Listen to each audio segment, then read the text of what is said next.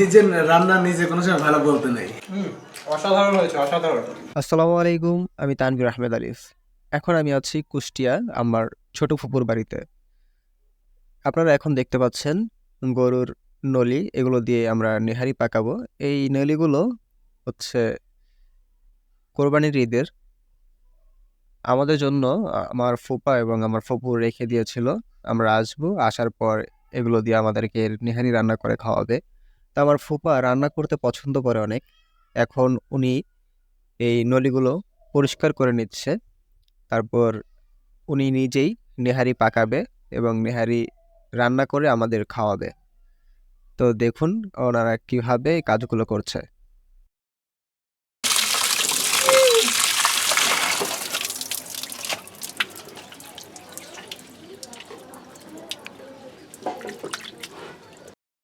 উপরের ময়লাগুলো পরিষ্কার করার পর এখন পানিতে ভালো করে এটা ধুয়ে নিচ্ছে। ধুয়ে নেওয়ার পরে এটার ভিতরে মশলা মাখিয়ে তারপর রান্না করার জন্য চুলায় বসাবে।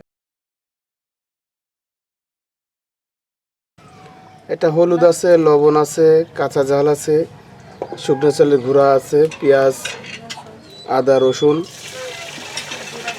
জিরা, গরম মশলা।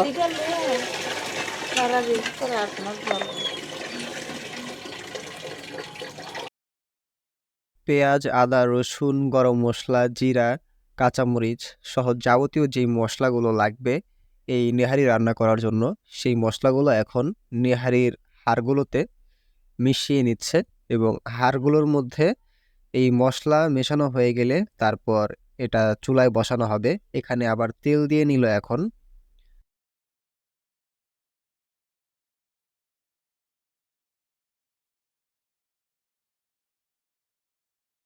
প্রেসার কুকারে দিব।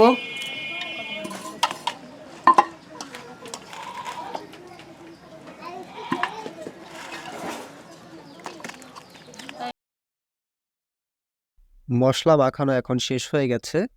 হাড়গুলো এখন প্রেসার কুকারে উঠিয়ে নিচ্ছে। নেওয়ার পর এটা চুলায় বসিয়ে দেওয়া হবে।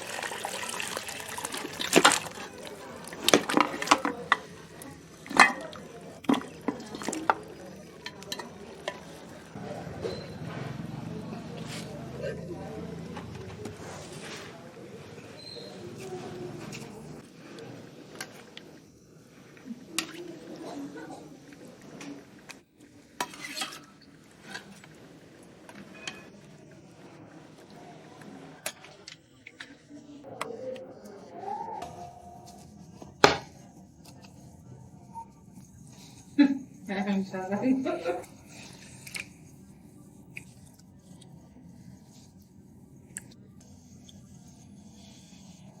দিয়ে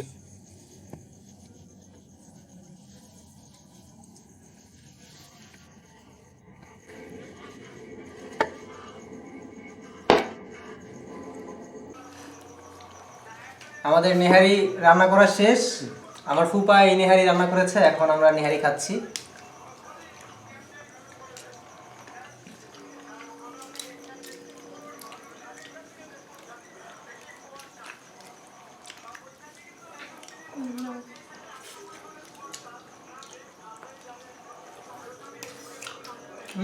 অসাধারণ হয়েছে, অসাধারণ। রেটিং 10-এ 10।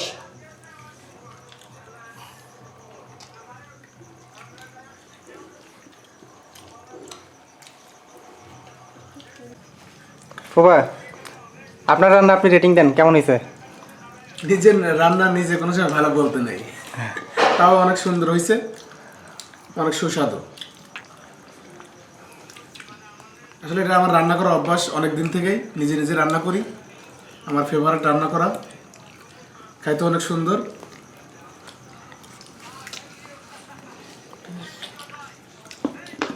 সেই সাদা তো সাতটা বুঝতে পারলাম না তো। দাঁড়াও। সেই সাদা তো সাতটা